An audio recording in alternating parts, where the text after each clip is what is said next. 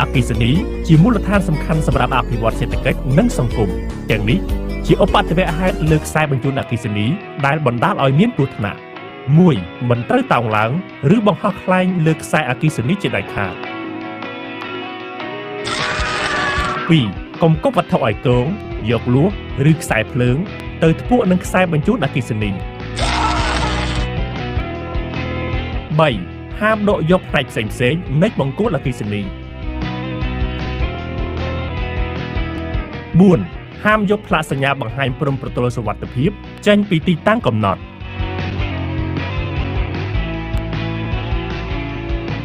5. មិនត្រូវជីកកាប់គាស់ដីឬដាំដើមឈើនៅក្បែរបង្គោលអគ្គិសនី 6. កុំកាប់ដើមឈើធំៗកុំបញ្ឈរឬលើកវត្ថុខ្ពស់ៗជ្រៀតចូលខ្សែបញ្ជូនអគ្គិសនី